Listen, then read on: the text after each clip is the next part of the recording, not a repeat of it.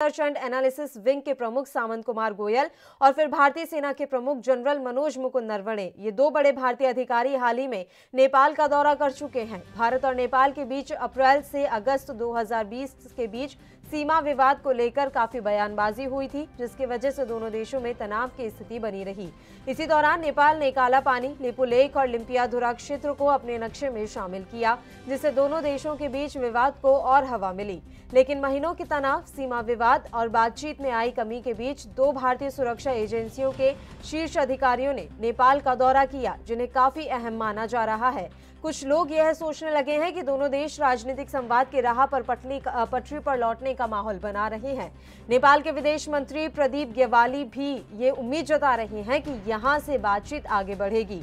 वहीं विशेषज्ञों का मानना है कि यह प्रक्रिया अब धीरे धीरे आगे बढ़ेगी, लेकिन अभी यह जानने का सही समय नहीं है कि किस स्तर से यह प्रक्रिया आगे बढ़ेगी।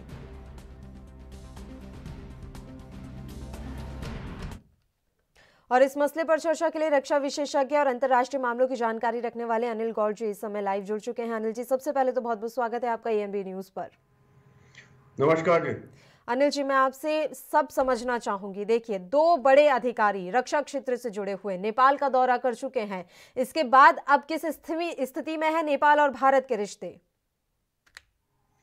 देखिए, नेपाल और भारत के रिश्ते जो है वो पहले से ही बड़े मजबूत थे, पर ये बीच में क्योंकि जो प्राइम मिनिस्टर ऑयली है उनको कुछ चाइनीज इन्फ्लुएंस, वो जो चाइनीज एम्बेसडर है वहाँ पे, उनके इन्फ्लुएंस की वजह से वो प्रधानमंत्री बने।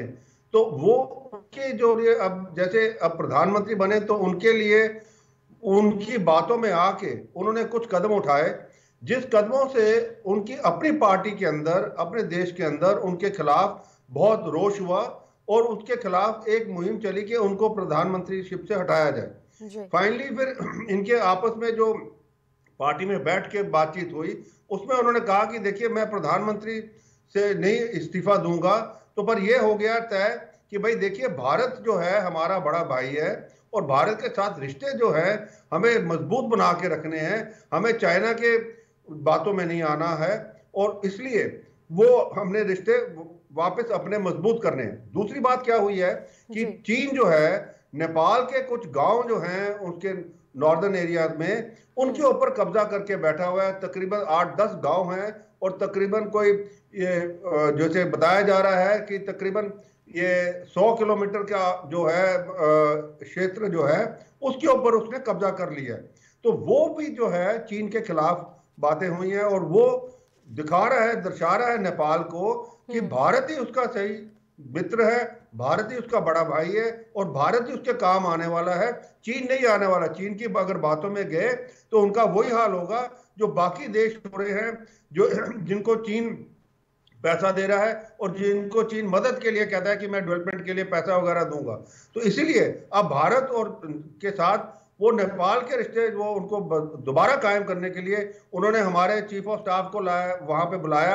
और वैसे भी आज तक हमारा जो चीफ ऑफ स्टाफ थे वो ऑनररी जनरल थे नेपाल आर्मी के, और ये उन्होंने फिर ऑनर बिस्टो किया उसके ऊपर।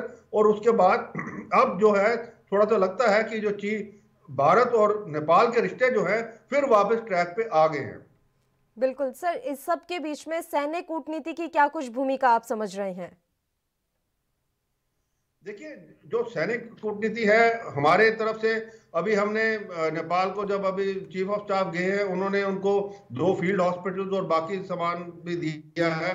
और उसमें नेपाल को एक चीज बड़ा क्लियरली हमारे चीफ ऑफ स्टाफ ने बता दिया, देखिए भारत जो है जैसे सिक्किम के लिए खड़ा होता है और उसके प्रोटेक्शन के लिए खड़ा होता है, अगर जरूरत पड़े तो नेपाल की प्रोटेक्शन के लिए भी खड़ा हो सकता है। भारत कोई नेपाल की ना सरजमीन के ऊपर नजर रखता है।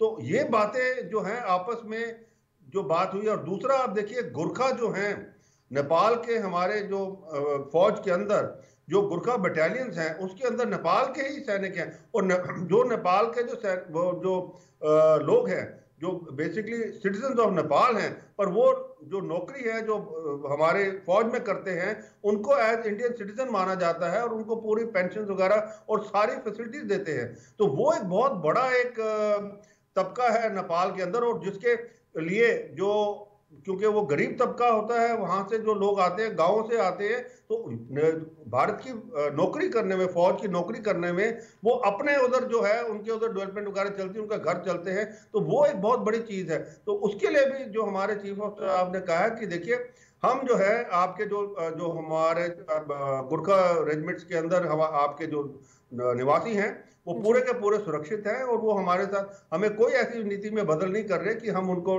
बंद करेंगे। क्योंकि चीन ने एक कॉल दी थी नेपाल के अंदर कि आप भारत को क्यों भेजते हैं ये अपने लोग वहां पे सेना के लिए, आप हमारे पास भेजिए, हम उनको अपनी सेना में रखेंगे। तो वो उसको लेते हुए भी ये जो चीज है हमारे चीफ ऑफ स्टाफ ने बड़ी क्लियर कर दी है, और वो अब एक मैं कहूंगा ये बहुत एक अच्छी पहल हुई है कि जो जिस हिसाब से एक पीछे भी हुआ था कि दशहरा की जब ग्रीटिंग दी थी प्राइम मिनिस्टर ऑयली ने, तो उन्होंने वो पुराना नक्शा जो था वो नेपाल का उसके ग्रीटिंग्स के ऊपर दर्शाया था, नया वाला नहीं, जिसके अंदर उन्होंने क्लेम किया था कि लिपू लेक वगैरह सारा हमारा एरिया, वो नहीं दर्शाया। तो इसका मतलब ये दिख रहा है कि अब उनको अपनी गलती का एहसास हो गया है और वो चाइना की चुंगल से अपने आप को निकाल चुके हैं। ठीक है, और इन सब के बीच में ओली को अपने देश का कितना साथ मिल रहा है? देखिए, जब रॉ के गए थे वहां पर गोयल साहब, तो काफी विरोध उनको भी झेलना पड़ा था, ओली साहब को भी। जो वहां की राजनीतिक पार्टियां थी वो लगातार विरोध जता रही थी। तो ऐसे में क्या केपी ओली को पूरा साथ उनके देशवासियों का, और सबसे बड़ी बात जो अन्य वहां पर विपक्षी पार्टियां हैं उनका मिल पा रहा है? जब तक ये ओली जी जो है वो भारत के खिलाफ जो बातें कर रहे थे और भारत के विरोध वाली बातें कर रहे थे, तब तक तो उनको ना विपक्ष का और ना ही अपनी पार्टी का साथ मिल रहा था। पर अब जो है, जब हमारे जो रॉ के चीफ गए, उन्होंने ओयली को कुछ बातें बड़ी अच्छी समझा दी है कि चीन किस तरीके से आके घुस के आपके पूरे देश को खा जाएगा, जैसे कि बाकी भी देश कर चुका है। और चीन की जो नीति है और चीन की जो पॉलिसी है उसके अंदर, जैसे कि उन्होंने तिब्बत पहले खा लिया, जिंगजियांग प्रोविंस खा लिया, और उसी हिसाब से उनका है कि नेपाल को भी वो खा जाएगा और उसके लोगों को जो है, जो उनकी जो अस्तित्व है वो सारी मिटा देगा। जैसे तिब्बत में कर रहा है, जिंगजियांग में कर रहा है, वहां पे वो हान के जाति के लोगों को बसा रहा है, और वहां के जो तिब्बत के निवासी हैं, बुद्धिस्ट जो सारे हैं, उनको जो है खदेड़ रहा है, वहां पे कईयों को जेल में डाला हुआ है। तो ये बातें और साथ में और भी बातें जो आपके नेशनल चैनल पे नहीं बता सकते, वो सारी उन्होंने बताई उनको, जिससे कि ऑयली का एक उसको बड़ी क्लियर पिक्चर मिल गई कि अगर वो जिस हिसाब से भारत के विरोध काम कर रहा है और चीन के गोद में जाके बैठा हुआ है, कल को चीन उसको भी निकल जाएगा और चीन उसके साथ साथ उसका देश को भी निकल जाएगा। तो ये चीज उसको बड़े क्लियर समझ आ गई कि भाई अब जो है ठीक है, जो हो गया तो हो गया, हम जो है भारत के साथ अब वापस अपने उसी हिसाब से आए थे। और उसमें उसको जो अपने जो उसके जो है अपनी पार्टी का भी और जो विपक्ष की पार्टी हैं उनका भी उसको साथ है। हाँ, जो कम्युनिस्ट पार्टी है उसका उसको साथ नहीं है, क्योंकि कम्युनिस्ट जो हैं वो आपको पता है वो चीन के इन्फ्लुएंस में है, चीन से पैसा मिलता है। जैसे हिंदुस्तान के कम्युनिस्ट है तो वो उसी की रागनी गाते हैं जो चीन उसको बताता है। तो वो इतना मैटर नहीं करता, क्योंकि अब जो है अपनी पार्टी उसकी जो है वो उसके पीछे है, साथ में विपक्ष के लोग भी पीछे। और अगर जो कम्युनिस्ट पार्टी है वो नहीं भी अगर उसके साथ आई, उसमें कोई फर्क नहीं पड़ना, क्योंकि इसकी मेजॉरिटी अभी पूरी है। बिल्कुल, बहुत बहुत शुक्रिया आप हमारे साथ जुड़े सर, तमाम चर्चा आपने हमारे साथ की। और इस बीच इस वक्त की बड़ी खबर आ रही है अमेरिका से। एएनबी न्यूज़ इस वक्त की बड़ी खबर वाशिंगटन से आप तक पहुंचा रहा है। अमेरिका को जल्द मिल सकता है नया राष्ट्रपति। राष्ट्रपति बनने की दहलीज पर जो बाइडेन इस समय खड़े हुए हैं। इस वक्त की बड़ी खबर से हम आपको रूबरू करवा रहे हैं। जीत के बेहद करीब पहुंचे हैं जो बाइडेन, और अब अमेरिका को नया राष्ट्रपति मिल सकता है। जो बाइडेन ने हासिल कर ली है बढ़त, राष्ट्रपति बनने की दहलीज पर पहुंचे जो बाइडेन, और ट्रंप को इस बार हार का सामना करना पड़ सकता है। बुलेटिन में खबरों का सिलसिला लगातार यूं ही जारी रहेगा। फिलहाल एक छोटे से ब्रेक के लिए हम यहां रुक रहे हैं, फौरन हाजिर होंगे।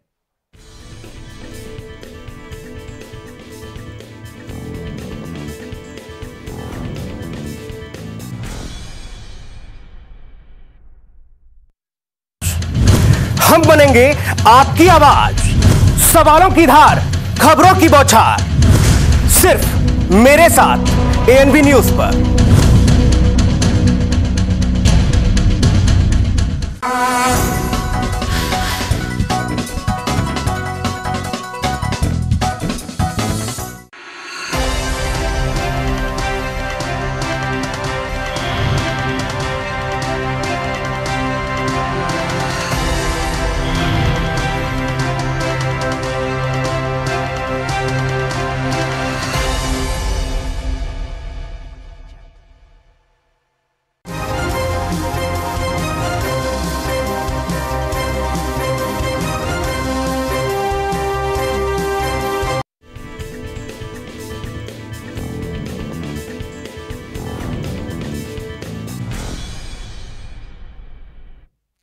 ब्रेक के बाद एक बार फिर से आप सभी का स्वागत है और चंडीगढ़ की खबर से आपको रूबरू करवा देते हैं। आपको बता दें कि चंडीगढ़ प्रशासन ने भी इस बार दिवाली में पटाखों को बैन कर दिया है। ये बड़ी खबर कोरोना वायरस संकट के बीच बढ़ते प्रदूषण और संक्रमण को देखते हुए दिल्ली के बाद चंडीगढ़ ने भी दिवाली पर पटाखों की बिक्री और जलाने पर प्रतिबंध का ऐलान किया है।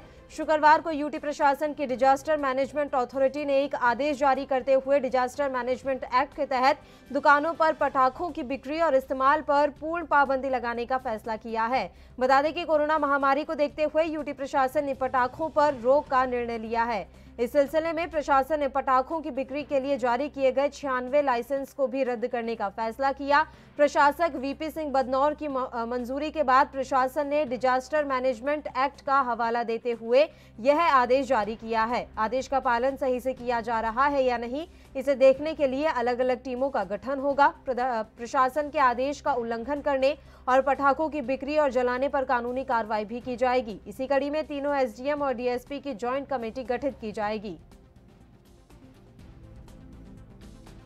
उधर चंडीगढ़ प्रशासन के इस फैसले के बाद पटाखा विक्रेताओं ने विरोध जताया है। उन्होंने चंडीगढ़ में ऐसे आदेश की उम्मीद नहीं की थी। हालांकि कई विक्रेताओं ने आदेश जारी होने से पहले स्टॉक खरीद लिया था, लेकिन वह अब अपने नुकसान को लेकर काफी चिंतित हैं। तो चंडीगढ़ प्रशासन ने भी पटाखों की बिक्री पर बैन लगा दिया है। कोरोना वायरस संकट के बीच बढ़ते प्रदूषण और संक्रमण को देखते हुए दिल्ली के बाद चंडीगढ़ ने भी दिवाली पर पटाखों की बिक्री और जलाने पर प्रतिबंध लगाने का ऐलान किया है। तो इस बार चंडीगढ़ में भी पटाखों की गूंज नहीं सुनाई देगी। शुक्रवार को यूटी प्रशासन की डिजास्टर मैनेजमेंट अथॉरिटी ने एक आदेश जारी करते हुए डिजास्टर मैनेजमेंट एक्ट के तहत दुकानों पर पटाखों की बिक्री और इस्तेमाल पर पूर्ण पाबंदी लगाने का फैसला किया है।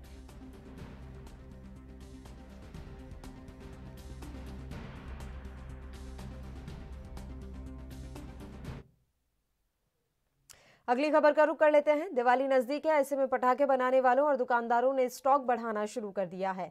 यूपी के बाराबंकी जिले में पहले 100 से ज्यादा लोगों के पास आतिशबाजी बनाने और बेचने का लाइसेंस था, लेकिन 2 साल पहले धरौली में पटाखे बनाते समय हुए विस्फोट के बाद सभी लाइसेंस निलंबित कर दिए गए थे।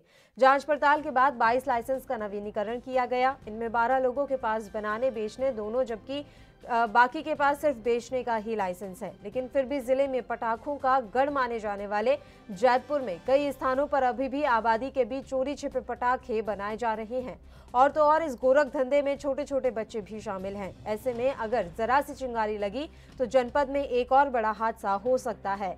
यहाँ आपको एक बात और बता दें कि इनमें उसी परिवार के भी कई बच्चे शामिल हैं जो कि साल 1996 में पटाखा बनाते समय हादसे का शिकार हो गए थे। फिर भी ये लोग बच्चों की जिंदगी से खिलवाड़ करने से बाज नहीं आ रहे।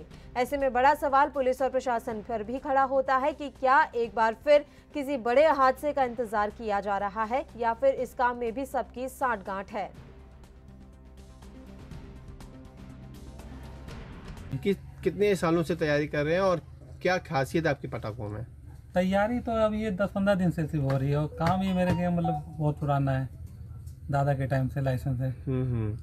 और इस टाइम मेरे पिताजी के नाम लाइसेंस है, आफाक अहमद के नाम से। अच्छा, तो आप देख रहे हैं काम? जी, पिताजी देखते हैं, हम देखते हैं। अच्छा, तो ये बताइए, इस बार दिवाली में चाइना से पटाखे बहुत कम आएंगे जी, तो देसी पटाखों की ज़्यादा डिमांड रहेगी, तो क्या किस तरह से आपने तैयारी कर रखी है? तैयारी का इस बार कुछ बिक्री भी नहीं है पहले जैसी। और जो तैयार होता है वही बिकता है। हम लोग तैयार करके रखते भी नहीं। क्या क्या है? जैसे अनार महताब हैं, पटाखे बच्चों के हैं, यहाँ ये 3-4 सामान आइटम बनते हैं। अच्छा, महताब बहुत दिखाते हैं भैया। अच्छा, ये तो डिमांड आने लगी थोड़ी बहुत? नहीं, अभी तो फिलहाल नहीं, अब 3-4 दिन रह जाए तो शायद बिक्री हो। अरे अभी इधर देखिए, ये महताब है, जैसे ये बच्चों के छुड़ाने वाली है। इसी तरह अनार भी हैं। तो ये बताइए, ये जो पटाखे आप देसी पटाखे बना रहे हैं, इसके आप लोग लागत वगत निकल आती है? हाँ, लागत तो निकल आती है। क्या कुछ तैयारियां पटाखा जो बनाते हैं कंपनीज या जो लोग बनाते हैं उनको लेकर क्या तैयारी है? कितने लाइसेंस अभी आप लोग की तरफ से वो हैं जो ले? देखिए, मैं बताना चाहूँगा कि दीपावली को देखते हुए, विशेष करके जो पटाखे होते हैं उनको देखते हुए हमारी 3 स्तर की तैयारी होती है। पहली, जनपद में जो पटाखा बनाने के लाइसेंस हैं उनकी निगरानी, वो सुरक्षा के मानकों का पालन कर रहे हैं या नहीं। सुरक्षा के मानकों में आवश्यक चीज़ होती है कि वो लाइसेंस जिस भौगोलिक स्थान के लिए दिया गया है, निर्माण का कार्य वहीं होना चाहिए। वहाँ पर पर्याप्त मात्रा में पानी, बालू और फायर एक्सटिंग्विशर की व्यवस्था होनी चाहिए। लाइसेंस की शर्तों के अनुसार ये काम केवल एडल्ट कर सकते हैं, इसलिए वहाँ पर किसी प्रकार का बाल श्रम या ऐसे लोग नहीं होने चाहिए जो उसके लिए अधिकृत नहीं है, इस काम के लिए ट्रेंड नहीं है, ऐसे लोग नहीं होने चाहिए। दूसरे स्तर पर जो हमारी जांच और सुरक्षा होती है वो इस बात की होती है कि हमारा जो जहाँ उनका स्टॉक होता है, लाइसेंसी स्टॉक होता है, उस स्टॉक भी उसी स्थान पर है कि नहीं जिसका भौगोलिक एड्रेस दिया गया है। उस स्टॉक से फुटकर बिक्री तो नहीं हो रही है, क्योंकि फुटकर बिक्री में खतरा होता है। वहीं उत्तराखंड के हरिद्वार में आगामी कुंभ मेले को लेकर मेला प्रशासन और पुलिस प्रशासन द्वारा तमाम तरह की तैयारियां की जा रही हैं, क्योंकि कुंभ में लाखों की संख्या में श्रद्धालु हरिद्वार पहुंचते हैं। श्रद्धालुओं की सुरक्षा को देखते हुए भी कुंभ मेला प्रशासन और पुलिस प्रशासन पूर्व कुंभ, अर्ध कुंभ और बड़े स्थानों पर हुए हादसों से सबक ले रहा है। कुंभ मेले और हरिद्वार में लगने वाले बड़े स्थानों पर गंगा के ऊपर बनाए गए पुलों पर कई बार हादसे हो चुके हैं और इसमें लोगों ने अपनी जान भी गंवाई है। इस बार के कुंभ में इस तरह के कोई हादसे ना हो, इसको लेकर कुंभ मेला पुलिस द्वारा सभी तरह की तैयारियां की जा रही हैं।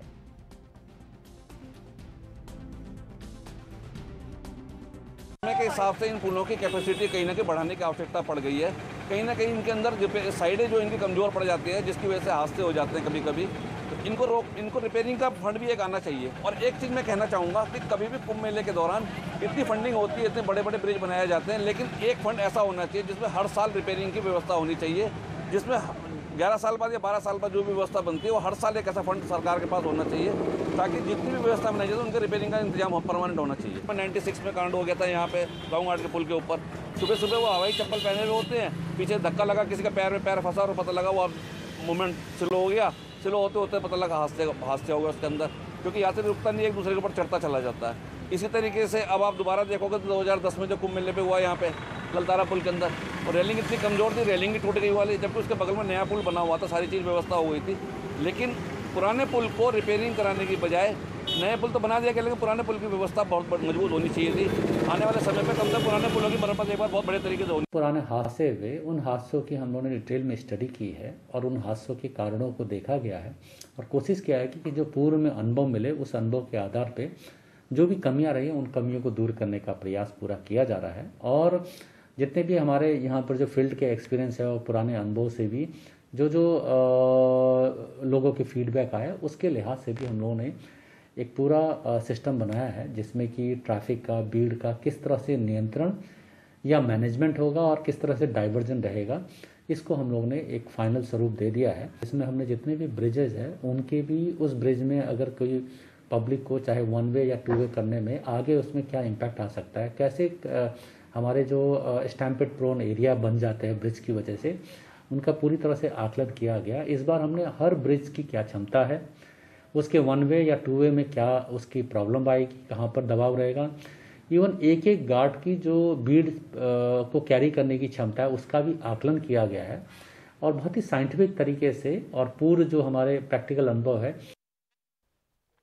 बुलेटिन में यहाँ एक छोटे से ब्रेक के लिए हम रुक रहे हैं, आप कहीं मत जाइएगा, फौरन हाजिर होंगे।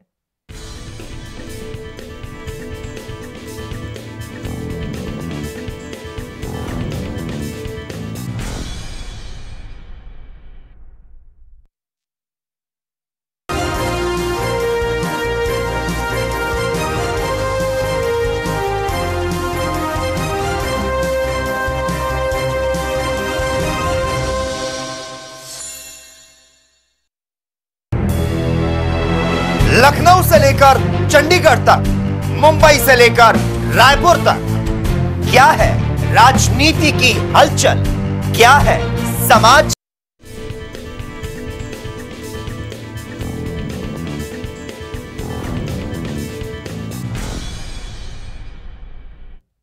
ब्रेक के बाद एक बार फिर से आप सभी का स्वागत है। ब्रेक पर जाने से पहले हम बात कर रहे थे कि किस तरह से हरिद्वार में गंगा के ऊपर बने पुलों के कारण पूर्व में कई बार हादसे हो चुके हैं, लेकिन इस बार कुंभ मेला का जो प्रशासन है उसने पूर्ण तैयारी की हुई है कि किसी तरह का कोई हादसा इस बार ना हो पाए। हमारे संवाददाता विकास खरे लाइव हमारे साथ जुड़ गए हैं तमाम जानकारी इस खबर पर, सीधा उन्हीं से ले लेते हैं। विकास, पूरी जानकारी हम आपसे चाहेंगे। कुंभ मेले को लेकर क्या कुछ तैयारियां प्रशासन की तरफ से की गई हैं, खास करके गंगा के ऊपर जो पुल बने हुए हैं जिनके कारण हादसे होते रहे हैं, उसको लेकर क्या कुछ तैयारी है? बिल्कुल पल्लवी, कुंभ मेला आगामी को लेकर मेला प्रशासन और पुलिस प्रशासन के द्वारा तमाम तैयारी की जा रही है, क्योंकि कुंभ में लाखों की संख्या में जो है श्रद्धालु पहुंचते हैं। तो ऐसे में हरिद्वार मेला प्रशासन और कुंभ प्रशासन के द्वारा लगातार तैयारी की जा रही है, क्योंकि हरिद्वार को पुलों का शहर कहा जाता है, क्योंकि पूर्व में ऐसे कई हादसे हो चुके हैं। अगर बात की जाए तो 1986 में एक जो हादसा हुआ था, 3 मुख्यमंत्री हरिद्वार पहुंचे थे और एक पुल पर जो है बैरिकेडिंग लगा दी गई थी। उस समय वहां पर काफी भीड़ मौजूद थी, तब जाकर वहां पर एक बड़ा हादसा हुआ था। बात की जाए तो 1986 में भी एक काफी बड़ा हादसा हुआ था, जो कि एक पुल काफी जो रेलिंग थी वो काफी कमजोर थी और पुल पर वहां पर भगदड़ मच गई थी। उस समय भी काफी लोगों ने अपनी जो श्रद्धालु थे उन्होंने अपनी जान गंवाई थी। बात की जाए 2000 कुंभ मेला जो 2010 में पूर्व में कुंभ लगा था, उसमें भी बात की जाए तो ललतारा पुल पर एक काफी बड़ा हादसा हुआ था, जिसमें कि काफी श्रद्धालुओं ने अपनी जान गंवाई थी। और इसी को ही जो है मेला प्रशासन जो पूर्व में जो हादसे हुए हैं इन पर अध्ययन कर रहा है। ऐसे में संजय गुंजाल जो आईजी हैं कुंभ मेला, उनके द्वारा साफ तौर पर कहा गया है कि हमारे द्वारा जो पूर्व में हादसे हुए हैं उन पुलों पर सभी का अध्ययन किया जा रहा है। और स्थानीय निवासियों का भी साफ तौर पर पल्ले भी यह कहना है कि जिस तरह से जो पुल काफी कमजोर हो रखे हैं उनकी भी मरम्मत की जाए और पुलों की जो कैपेसिटी है वो भी बढ़ जाए। तो इनमें लेकर आईजी कुंभ मेला का साफ तौर पर यह कहना है कि हमारे द्वारा जो काफी जो पुल हैं, जो ब्रिज है, उन पर अध्ययन किया जा रहा है। किसी तरह का कोई भी हादसा ना हो उस पर लेकर मेला प्रशासन पूरी तरह से तैयार है। पल्लवी, देखिए, कुंभ के मद्देनजर ये तैयारियां की जा रही है, रूपरेखा तैयार की जा रही है, लेकिन विकास जरूरत तो इस बात की भी है ना कि कुंभ के इतर भी तमाम जो इस तरह के पुल बने हुए हैं जो कि जर्जर अवस्था में पहुंच चुके हैं, उनका नवीनीकरण कार्य किया जाए। क्या सरकार का इस ओर कोई ध्यान नहीं है? बिल्कुल पल्लवी, स्थानीय निवासियों का साफ तौर पे ये कहना है कि जिस तरह से जो पुल है अब कुंभ में ही इनकी जो है देखभाल ना किया जाए, ना इनकी मरम्मत किया जाए, आने वाले टाइम में जो बड़े स्नान बड़े स्थानों पर हरिद्वार में होते हैं उन पर भी जो है बरकरार इन पुलों का ध्यान रखा जाए, तो इनकी कैपेसिटी बढ़ाई जाए। ऐसे में स्थानीय निवासियों का साफ तौर पर वहां पर कहना है। और बात की जाए तो पल्लवी, क्योंकि हरिद्वार पुलों का शहर कहा जाता है, ज्यादातर जो है जो गंगा के ऊपर पुल बना है वहां पर श्रद्धालुओं की आवाजाही रहती है और जो स्थानीय निवासी उनकी भी लगातार आवाजाही बनी रहती है। तो ऐसे में कई ऐसे तमाम कई पुल हैं हरिद्वार में जिनकी अभी मरम्मत होनी बाकी है। तो ऐसे में आईजी संजय गुंजाल ने साफ तौर पर कहा कि अभी हमारे पास समय काफी है, उनको समय रहते पुल की जो मरम्मत है यह कर ली जाएगी और जो कैपेसिटी है पुलों की उसको ही देखते हुए जो आवाजाही रहेगी, जो चाहे वो यातायात हो या फिर जिन पुलों की कैपेसिटी अच्छी होगी उन पर यातायात किया जाएगा और यातायात को ही सही तरीके से वहां पर सुचारू रूप से चलाया जाएगा, ताकि किसी तरह से भी कोई भी बड़ा हादसा इस बार ना हो। तो ऐसे में जो पूर्व में जो कुंभ हुए हैं या बड़े स्नान हुए हैं, जो हादसे पुलों को लेकर हुए हैं, तो ऐसे में प्रशासन पूरी तरह से अपनी कमर कस चुका है और आने वाले समय में इस तरह की कोई भी भगदड़ ना बचे, ना कोई पुल कमजोर रह सके। तो ऐसे में मेला प्रशासन पूरी तरह से रूपरेखा तैयार कर रहा है ताकि बड़े हादसे ना हो और पिछले जो हादसे हुए उनसे भी मेला प्रशासन लगातार सबक ले रहा है। ठीक है, पुलों की मरम्मत यहाँ पर करवाई जा रही है कुंभ मेले के मद्देनजर। इसके अलावा क्या कुछ तैयारियां हैं सुरक्षा के लिहाज से?